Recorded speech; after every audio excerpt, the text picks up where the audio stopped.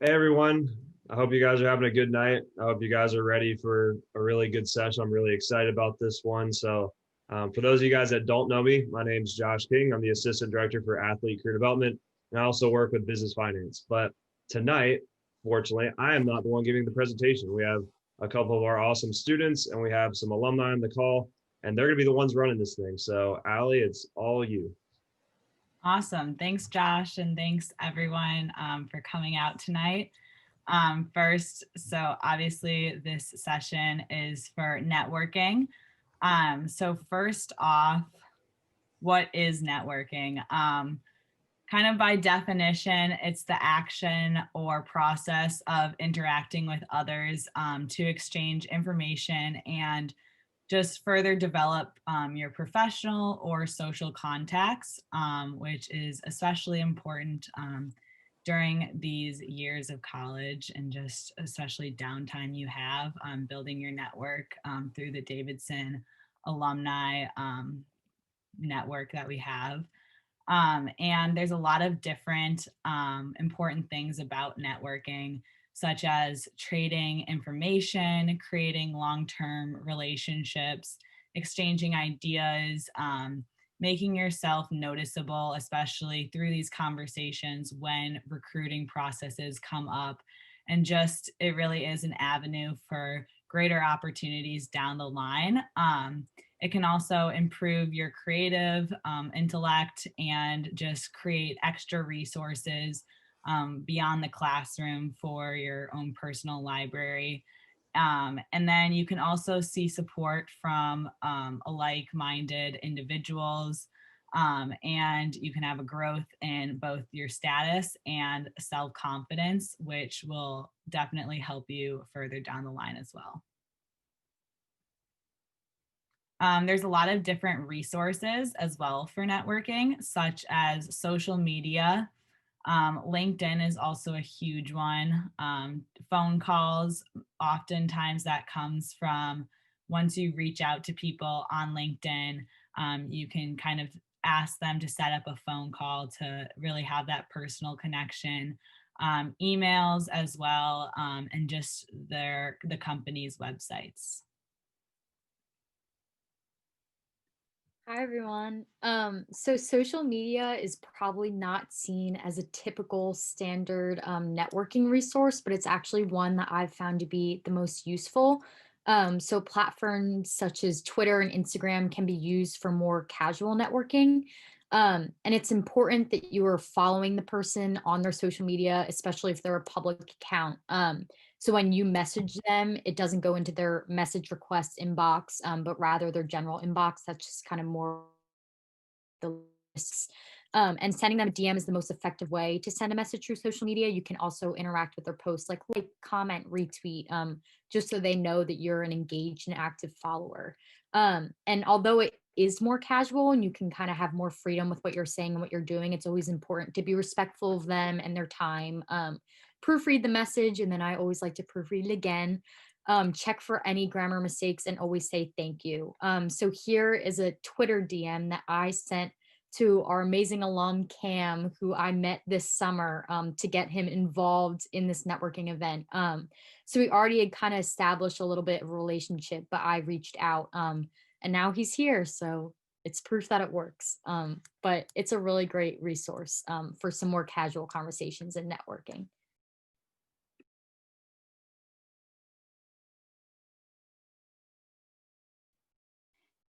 Hi, guys. So before you start networking on LinkedIn or really anywhere, there are a couple steps that you should take. So first, you should try to have like a clear goal of what you're trying to get out of the conversation and what information you're looking for. And then make a list of people that you want to reach out to. So this could be by going on LinkedIn and then filtering companies or locations or industries. And what I like to do after I do that is then put like all the names in Excel sheet and then in the cell next to it, the industry or company. And once I have that list, then I like to message them and try to set up a phone call so that we can talk more about any connections or advice they may have. So last summer, I actually did the Davidson Washington program. So I had to do this with a lot of different organizations and think tanks. And I found the hardest part to be actually forming that initial message without sounding too forward or not giving enough information. So I did attach one of the messages that I sent on LinkedIn below. But basically, like with these, you should just strive to include some information about yourself and then what you're looking for. So that goes back to that initial goal of what you're trying to get out of networking with that contact. And so it's really important to be concise when you message someone, because one, they probably don't want to read a super long message. And two, I'm pretty sure LinkedIn has a word limit for people who aren't your contacts. But regardless, setting up that phone call is super important because that's where you gather more information. And then after that call, and we'll go more into what you talk about with that in the next slide, I usually send them a note on LinkedIn or an email thanking them for their time and any information they may have given me. And then side note, there's actually a really helpful guide on how to network on Handshake that includes all of those steps and also different example messages that you can send on email or LinkedIn or text. And you just go to Career Center and then resources and type in networking. And I'm pretty sure it's the first or second thing that pops up. And it's just a PDF with all this information. So once you kind of establish this relationship either through social media or LinkedIn or an email, typically a next step is a phone call. So it's very important that you do your research about the person, the company, the internship, etc., depending on what the call is for before getting on the phone call. What I like to do is I kind of like write a list of notes and I like to have it handwritten just so I can refer to it at any point during the call. I also like to take notes during the call. Sometimes I get like a little nervous because I'm talking to important people, and I can get flustered and kind of forget some things that they say. So I always like to take notes that I can refer back to. Um, and then obviously make sure you're in a quiet area where you can give your full attention, and be respectful of their time. Most likely, they're probably more busy than we all are. So if the call is scheduled to be for 30 minutes, be aware of that time and make sure you're respectful of it. And a pro tip, something that I've learned through networking and through having phone calls, is having a bunch of questions prepared ahead of time, because most likely they're going to want to end the conversation by asking you if you have any questions. And it's a good way to show that you did your research and that you're prepared. But phone calls can be very intimidating at first because you know that they're going to respond, they're on the other line. So being well prepared is definitely a good way to ease those nerves.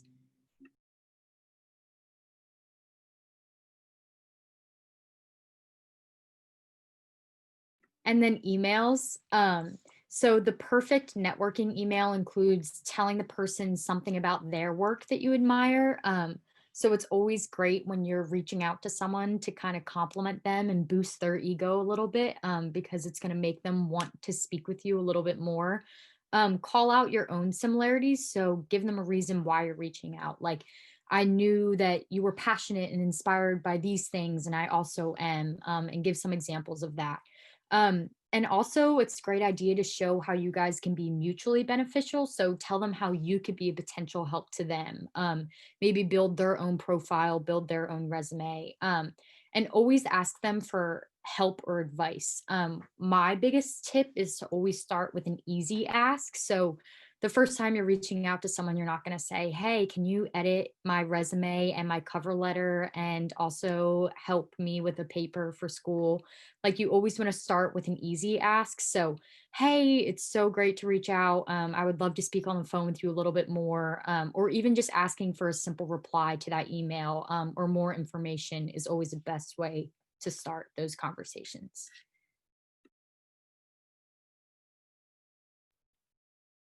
So there are many other alternatives to LinkedIn if you're not comfortable with using that or you want to use other sites. And this could be um, sources like Meetup, Opportunity, Job Case, or Davidson Connect, which is actually really cool because it is a website through Davidson that's pretty much like a Davidson LinkedIn. And you reach out to any alumni registered on the site, and they could be mentors, or you could ask them for job opportunities or even mock interviews.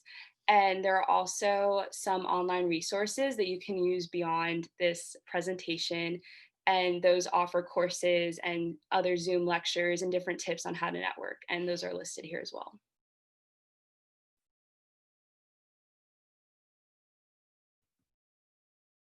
So we compiled a list of some networking tricks that are useful to keep in mind when you're going through this process.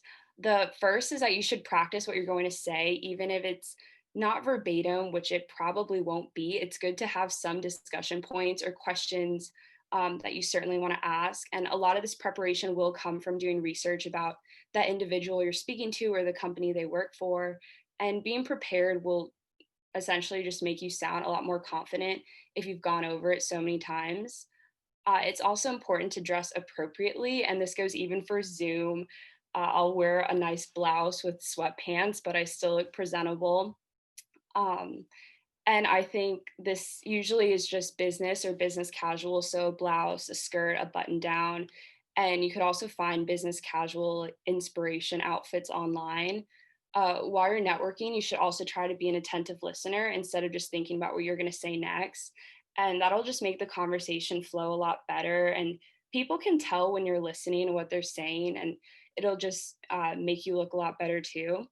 And lastly, you should always shoot high. And the biggest part of networking is building contacts and connections. And the way you're going to do that is by asking to speak with different people. So even if a person seems intimidating, the worst thing that can happen is they say no or they don't respond to your message. And you move on and you try to get in touch with someone else.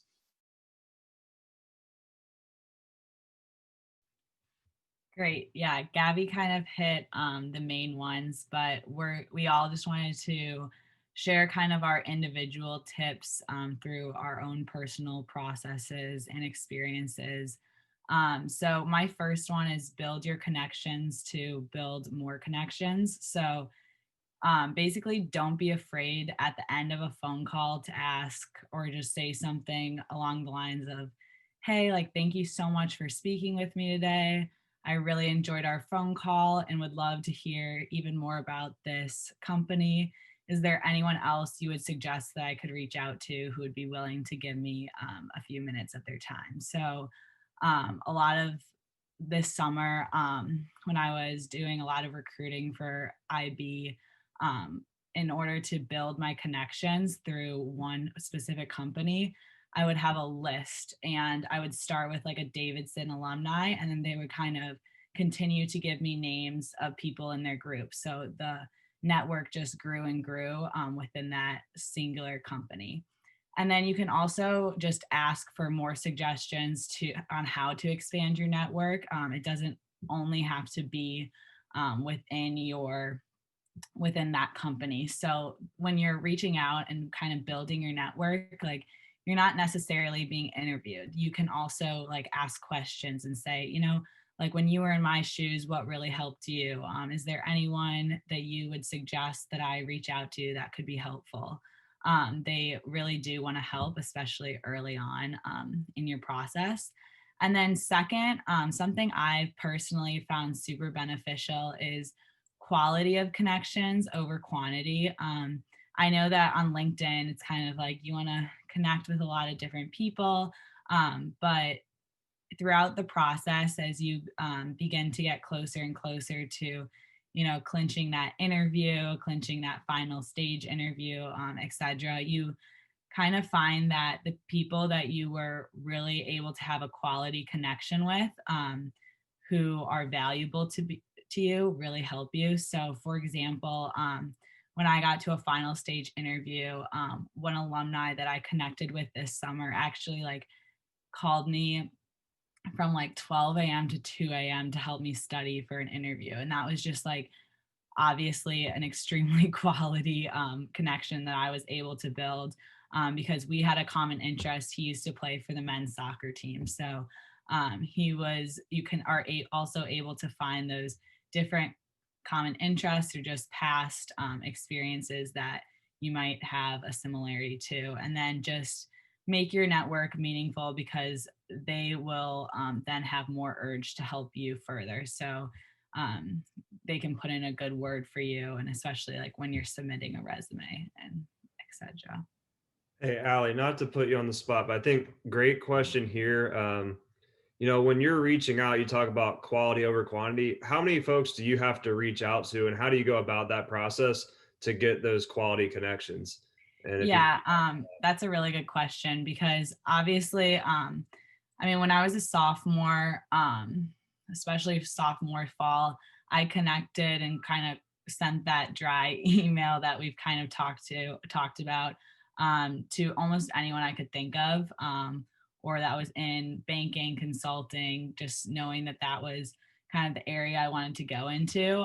But then this past summer, before kind of applications went out, I really started to narrow it down to, okay, I've decided I want to go into, okay, Charlotte, New York, Chicago. Okay, what are the little connections I can find? So, oh, a Davidson athlete, perfect, because I could personally connect with that. But also, it just kind of comes through the conversation. Like sometimes I was able to connect with a woman better. Sometimes I could connect with a guy better. It just kind of depended on their personality and kind of your conversation that you naturally have, kind of like Gabby was saying throughout. So it really does depend. But I've found that Davidson alumni are extremely, extremely helpful if you're willing to make that initial effort. So we can move on then to Gabby's. So I kind of touched on this earlier, but how you present yourself is so important, and that kind of ties in with your body language too. So when I have interviews or meetings, I try not to cross my arms because it does close you off, and people naturally just look more confident when their shoulders are back and they're not slouching. And it's also good to maintain eye contact and try to smile when you can without being creepy. And obviously, right now, a lot of meetings are online, but when you're in person, a firm handshake before and after is courteous. And then, secondly, I would suggest utilizing being a Davidson student, and Ali kind of just talked about this. But we do have a great alumni base, so that means going on LinkedIn and filtering those locations and those companies to Davidson grads. And then also, I found that reaching out to professors to see if they know anyone or if they had any past students that could be helpful is great too. So I reached out to a lot of alumni last summer in DC for the program I was in, and they all got back to me. And I think that just shows that, like, how great Davidson alumni are, and then second, that they were in our shoes at one point and they really do want to help us.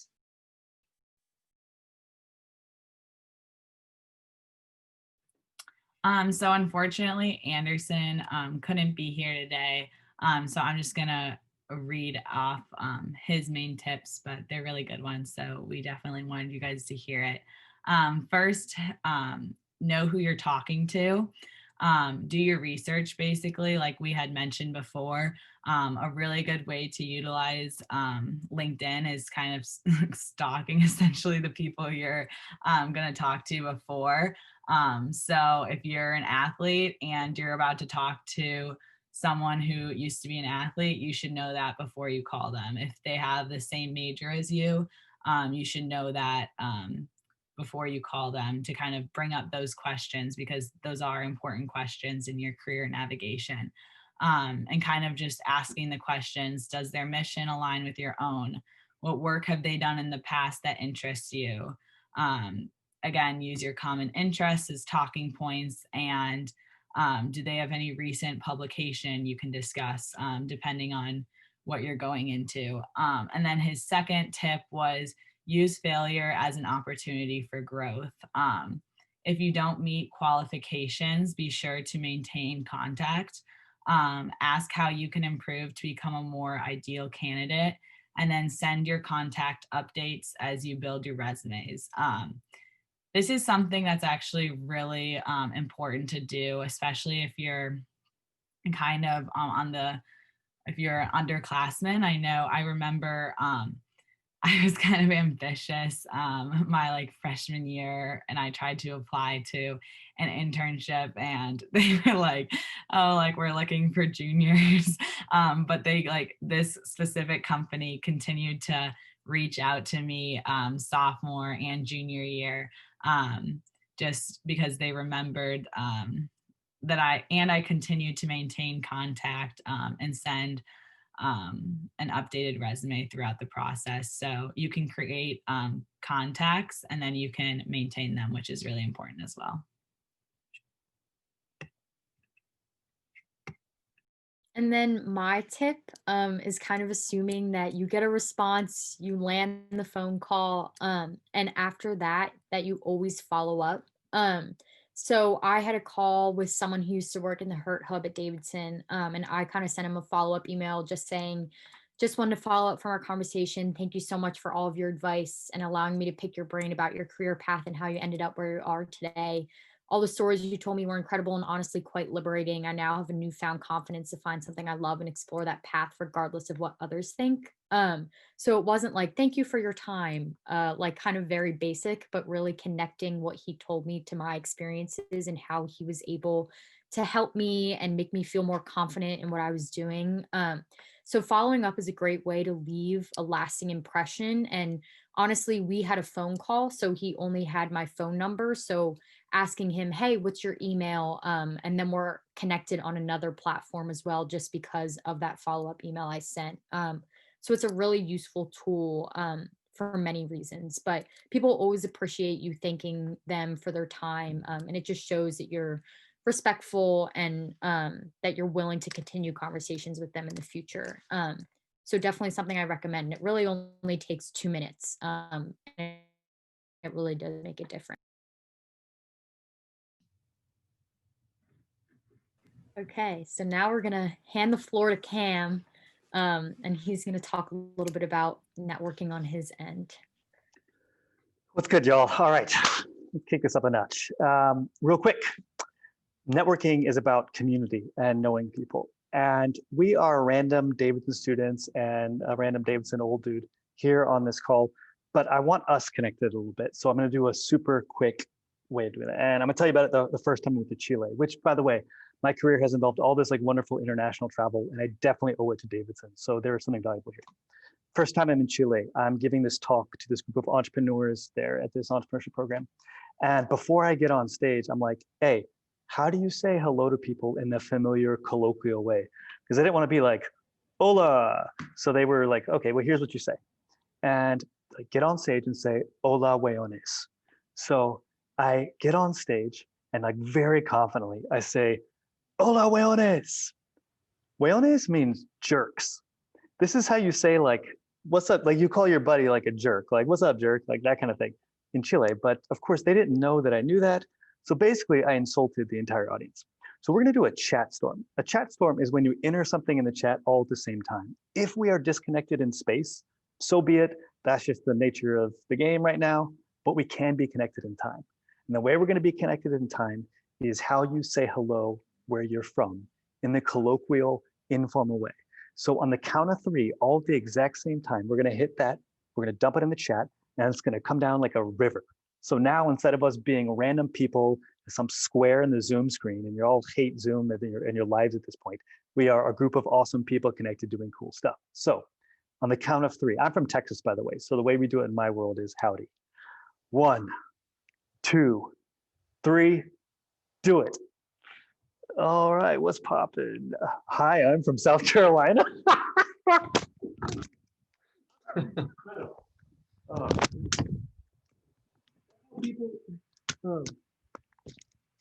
Sorry, that was way too much for me. Do people in South Carolina say, hey, I'm from South Carolina? Okay, I love it. All right. Okay, so why do we even care about this topic? First off, I'm sure that some of you are like, networking, I think I'd rather stab myself in the face than actually do networking. It is the most like cringe-worthy, like cringiest thing I've ever thought of. And the reason it matters is, you know, we want to believe the world is this like delightful meritocracy where like the people with the good ideas and who work the hardest, that works out great. Old people think the world used to work that way, but it never did. The world never worked that way. Your ability to tell a good story and knowing good people is incredibly powerful in creating career opportunities for yourself, right? Of the best jobs, They don't have job descriptions. All the coolest jobs, like you don't find them on monster.com or Indeed or whatever bullshit y'all go to these days. So the reason you want to network is so you want to know good people. By the way, the only reason I answered Natalie's email about this was because I had taught some sessions around business at Furman about how to reach out to important people. And so I knew her. She was also a Davidson alum, but this is why we care. Now, the question you may be asking is like, Cam, I don't know what the hell I'm doing in my life. I'm a sophomore at Davidson and the world is this like big scary thing. And I'm like writing papers. I do not see the path between this and actually liking work. Work is just this thing that just makes me like feel like throw up in the back of my mouth, right? Here's the thing. Having a career you love and doing work you love is one of life's great joys. And I've been working since 5:30 a.m. this morning doing like really hard stuff, but I'm thrilled because I love my work and I love what I do. And I'm happy to talk to you jokers and help you figure out the next step. That's another thing, if you haven't noticed, I'm pretty informal. That's just my style because frankly, I want to engage and I want my impact and my words to be meaningful. The other thing is feel free to drop questions in the chat. I saw that Aaron, you dropped something in the chat earlier. I will hit that question later about what happens when you ask somebody you don't know what to do. But for now, drop questions in the chat. I'll be paying attention. Basically, I want to be as useful as I can. We got 30 minutes. I got maybe 15 minutes of talking and then Q&A. I want to provide useful stuff for you. So if it's Cam, I don't care about networking. I just need to figure out how to like actually get a job because my parents think I'm a bum. I want to help you with that. With that being said, I'm going to tell you my story real quick. Go to Davidson, go in 96, graduate in 2000. Don't know what the hell I'm going to do. Major in English for God knows what reason. I think my parents were like, being able to write and communicate well is a good thing. And I was like, this is the dumbest thing ever. Of course, it actually turned out to be good. I moved to Austin, Texas to play in indie rock bands and do tech startups. I am much better at tech startups than I am indie rock bands. So the indie rock band thing doesn't work out so well, that's why people move to Austin, right? Oh, by the way, my job's at Davidson. I got this internship at a radio station. I don't know if y'all know this. There's this thing called radio. It's where like technology that plays music over these things called airwaves. Anyway, this was this really cool thing back in the day. And so I had this internship at a radio station that was like unpaid. Also, it was this cool like alt rock station, but they shared a building with the oldie station. And the lady who DJ'd the oldie station, she accidentally threw her keys away one day. And that same day happened to be the day they took the trash cans out to the dumpsters. And so like she asked somebody who asked somebody who asked somebody who, of course, you guys know where this goes. This ends up at the intern. So I went dumpster diving that day. And that was annoying, but at the same time, it gave me this story that I can tell you jokers, right? And another thing, take away from here is that having good stories to tell will be great. So much of the advice you're going to get about career is awful. It is just garbage. Being able to tell a good story, that is incredibly powerful. Being interesting, which, you know, you're a sophomore, like, what the hell does that mean to be interesting? Short answer to that is interesting people are interested. So have stuff you care about, right? It's okay if all your ideas suck and you don't know what you're doing. That's what, you know, to be honest, like most adults, most of their ideas suck and they don't know what they're doing either. So don't feel bad if you don't have it figured out. Imposter syndrome is this really big thing that we all like. I'm sure some of you are like, how did I get into Davidson? Like, I'm not smart enough to be here. These people like hang out in the library for fun. Like, what the hell is wrong with these people? That is a normal thing to think that you don't belong here. And just don't worry. I teach entrepreneurship, right? I'm an entrepreneur myself. And because I'm an entrepreneur myself, I work myself, which means I don't have a boss, which means I can talk to you guys however the hell I want to, right? I'm a professor at the University of Texas. I do that on the side for fun. I do that because my big customers are like governments and they don't always know what startups are, but they damn sure know what the University of Texas is. But they just like the amount of money I make from Texas is embarrassing. It's like so little. I do it because it's fun and because I get the professor title. And the professor title helps my entrepreneurial work, right? So anyway, if we weren't recording this, I'd tell you guys how I got my professor title, but you know, I'm not trying to get myself in trouble. So anyway, I moved to Austin, worked for tech startups. Cam, how'd you get a job in tech startups? Well, I went through the Davidson network. I think it was Gabby said, she like reached out, and Davidson is this wonderful, great experience. And so that's a great place to start with. That being said, you should learn how to do cold outreach, and we'll talk about that. I do like really wild stuff cold outreach wise. I send people personalized videos. A lot of my life these days is content creation. This is like my lighting setup. And a lot of what I do is I get paid by governments to build startup programs, right? And so if you're trying to close a deal or you're trying to make a contact with someone, there's like, the way I was teaching YouTubers earlier today was because I'm connected to this like big shot YouTuber dude. And the way I got his attention was was like way above my pay grade. Dude has like 1.5 million subscribers. I sent him a video. So stuff like that. But I want to go back to like the main point. Moved to Austin, start working at a company, a job I got from a Davidson person. I'm doing customer service. Customer service means like when your package doesn't arrive, you call and you bitch at someone. Because back in the day, you used to use this thing called a phone, and people would call it instead of like filling stuff out of line now. We also didn't have Amazon Prime back then. Those were the dark ages. The point is that I got this crappy job in a startup. Startup, of course, not always the greatest career stability, but this one, there was like 5 people in the company. So as soon as it was time to hire another person, well, I became a manager. So I'm a manager in my young 20s, no idea what the hell I'm doing. That's something you get if you work for a startup. If you work for Microsoft, you might get to do some like actual management and leadership of people way down the road.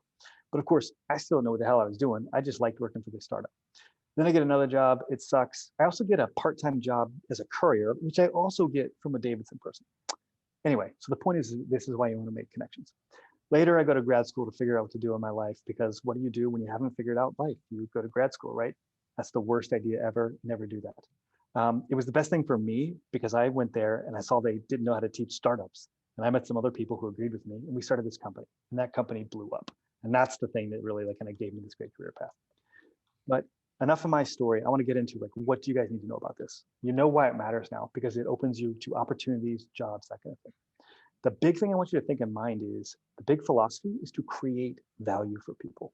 A lot of people, when they think about networking, they're thinking, oh, I want to meet this person so they can get me a connection to a cool job. This will happen when one of you gets a job at Netflix or some cool ass company. Like all of a sudden, your jokes get funnier and everybody thinks you're cool. That's because they also want that connection to Netflix. It'll also happen if one of your friends gets famous. The point is that you want to be having a value first kind of approach. You want to create value for people. So like what they said about, doing research on the company, that's table stakes, y'all. If you show up to the company and you don't know who this person is, you haven't done your research on them, or like God forbid you're late, like no, that's awful. You need to be sending them a picture of you that says, hey, you got here 15 minutes early. I'm in the table in the back right. I'm the blonde with the long hair. Because important people, the people you want to meet with, they don't have time. And if you can simplify their lives, you're automatically creating value for them. You're also suggesting that you're the type of person who sees problems coming down the road and you throw those problems out of the way. An email that says, hey, I'm over by the wall with blonde with long hair, it means they don't have to go look you up on LinkedIn, right? You're saving them time. This sort of philosophy, this sort of strategy is the kind of thing that will go a long, long way. Okay, I know I'm talking a million miles a minute. The reason I'm doing this is we don't have much time and this is getting recorded. How are we doing so far? Is everybody alive and breathing? Okay, thank you. Yes, you're alive. Okay, perfect. Feel free to ask questions. I've got a big list of stuff I could talk about, but the things that this kind of philosophy of creating value, like let's see. Oh, here's another thing. You should also be wary of people giving, especially people like me who sound like really confident and they tell you this exact path, because I'm me. I'm like somebody else, right? There's a thing called survivor bias, which means that the people who life works out for, you don't necessarily need to trust them. Beyonce is going to tell you, go follow your passion. Yes, go become a singer. Well, she's effing Beyonce, right? You may not be Beyonce. You may have some other gifts. So first of all, anytime anybody gives you any advice, be like, this guy just might have been lucky, right? Just keep that in mind, right? Let's see. So there's that. Okay. Informational interviews. I don't know if your career services recommends that. Informational interviews were like a great idea in 1996. Like, don't do that. Like, what you want to do is, I can't remember who said social media. Social media is far and away the most fantastic way to meet and connect with people. Twitter is a gold mine. I like to think this notion of secret long distance mentors. There are people who I admire and I love to learn from on Twitter. And when I follow them on Twitter, I get to hear their thoughts. It's like I'm getting advice from them. I get to hang around in the thread. Now, what I recommend is that you actually comment and you like their stuff and you actually be an engaging participant on Twitter. But even if you're just lurking, it's still valuable. You can go, like LinkedIn is incredibly valuable, but LinkedIn is in many ways just like a big thirst trap for business people. It's like, there's a lot of stuff that's really, really lame about LinkedIn. That being said, it's very much worth learning. And I spend a lot of time on LinkedIn, right? I produce a lot of content there and I get a lot of connections from there that have benefited me in life. But Twitter is far better. And as Natalie was talking about, you can send DMs in Twitter. DMs in Twitter are a big deal. you'd be surprised how many really influential, awesome people have their DMs open. If you're like Cam, well, who the hell do I follow? Well, just start following random people, right? Another thing you're thinking is you will get more value out of Twitter if you comment on it, right? And you're thinking, well, how do I say smart stuff? It's full of brilliant people.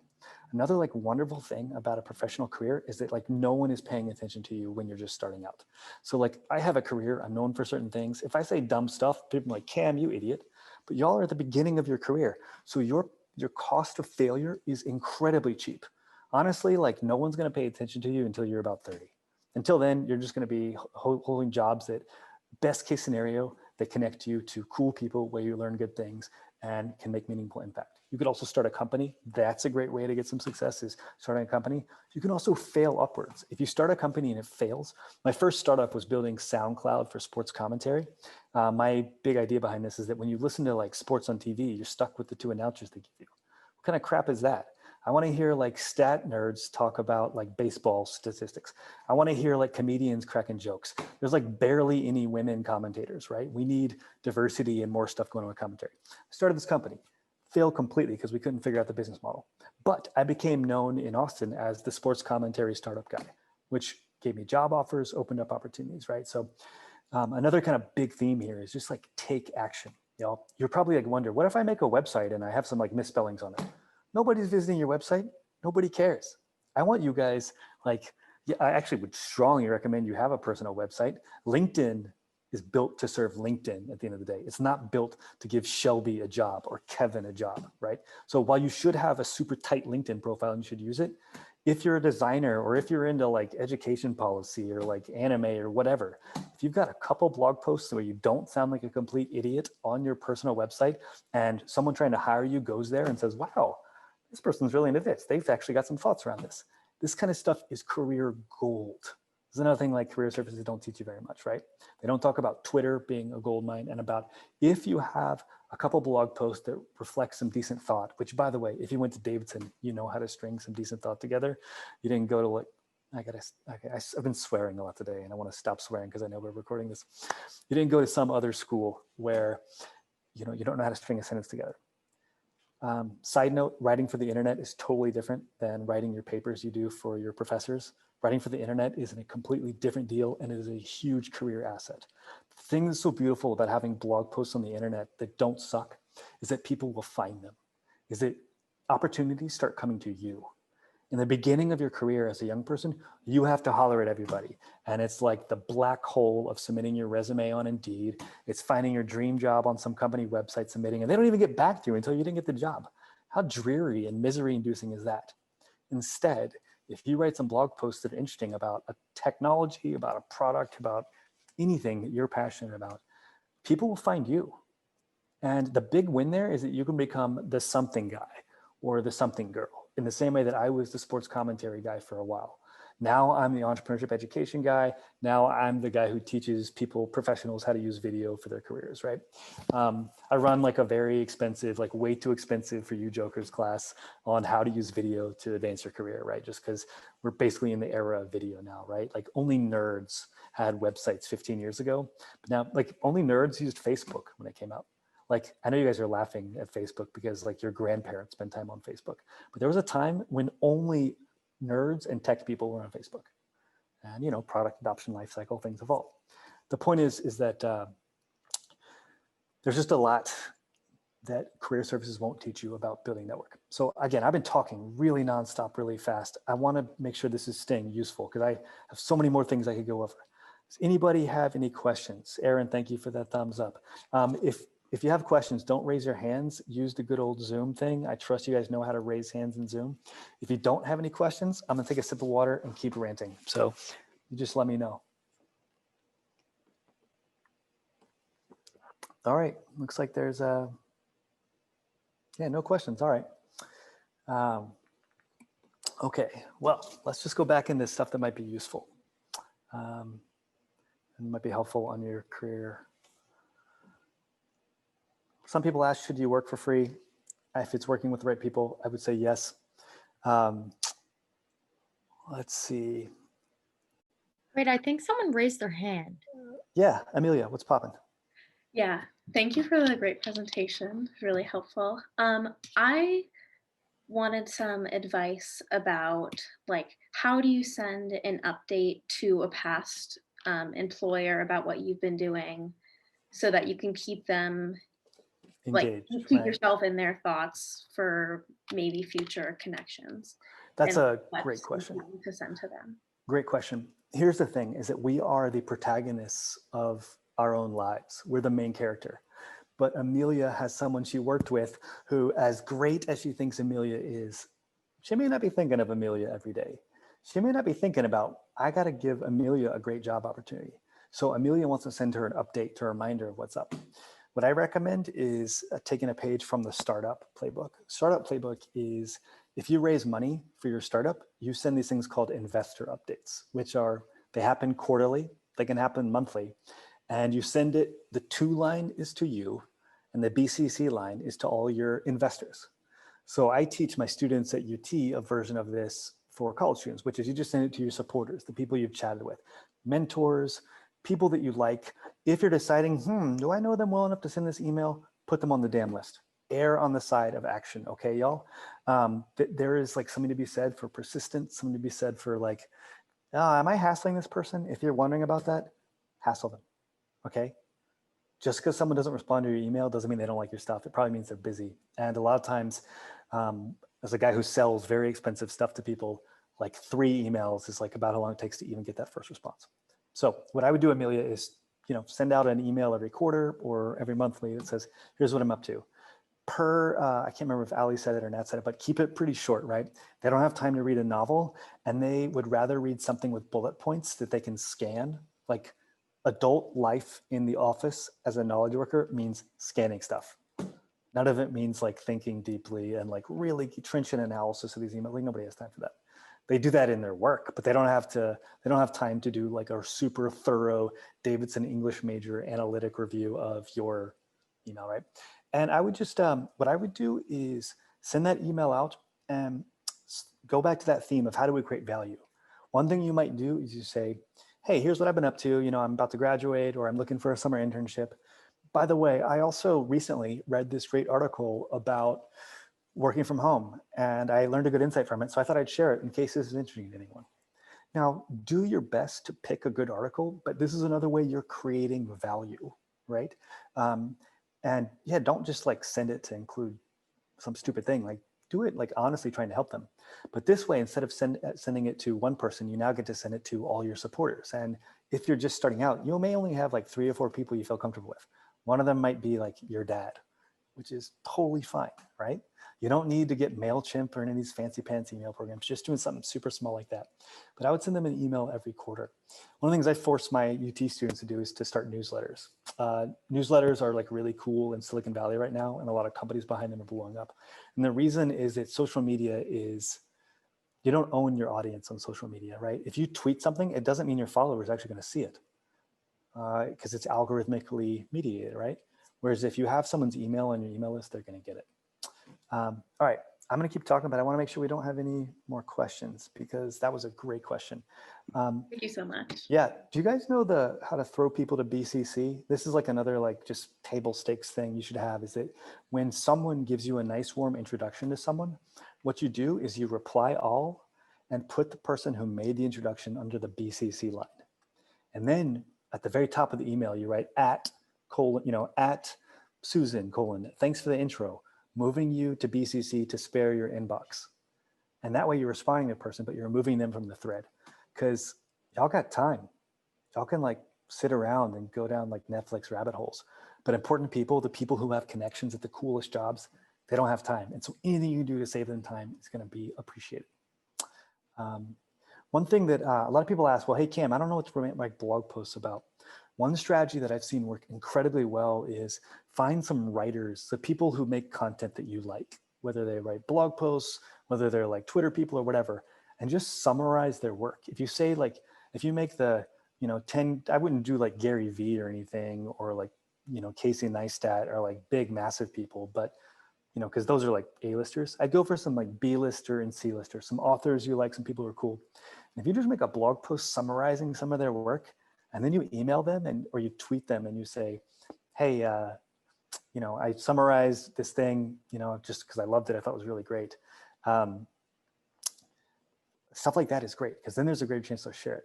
Also, some of y'all are sending me DMs. Y'all, learning in public is the way of the internet. So don't send me DMs, send me live. The question is, can you touch base on what to do when you reach out and you don't get a response to someone? We want to be persistent, but not hassle. Busy people 3 times is perfectly fine. The worst thing you can do, the like first thing to expose yourself as a terrible person, is if you send an email in the first 48 hours and you say, hey, just following up because I didn't get a response to you. Back to you are the protagonist of your movie, but you are not the protagonist of their movie. You're a B player.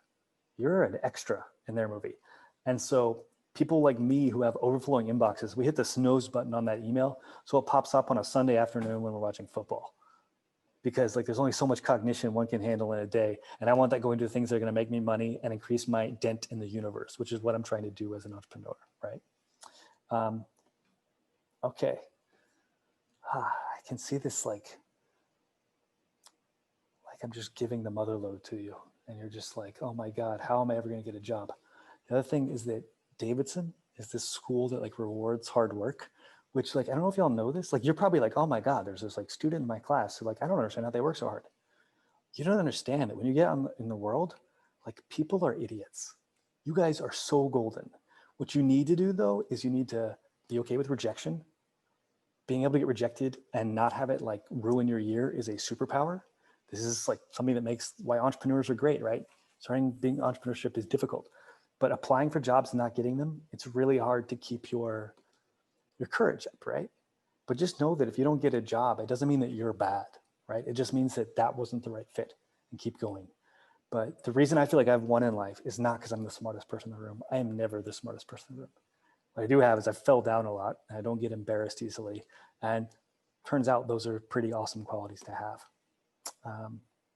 But my point about learning in public is some people say, well, I wrote this great blog post about, the tech industry, or I wrote this great blog post about nonprofits in Kenya, but it's not good enough, so I don't post it. Post it. Always post it. Err on the side of sharing stuff online. These things create things that people will make their way back to you. I have all these like blog posts. Oh yeah, we're nearing time, so I'm gonna, I'll drop like my socials in the chat, but basically I have blog posts that people reach out to me that I wrote years ago, and they say, hey, I really like this blog post about this. And it is just such a powerful thing, because the fact of the matter is what a lot of the stuff you're reading prepares you for is it prepares you how to be great in that interview. It prepares you how to be great with that great relationship you already have. How do you do a great job managing that? And like, that's great if you can get the job interview. I want you to get the job interview in the first place, right? I want you to, that email that you send to some author who's an expert on whatever, or who you're asking to be an intern for like some fancy pants author, like I want you to be able to get that person's attention, that kind of stuff. Okay, any more questions? And have I like completely created despair and turmoil in your brain?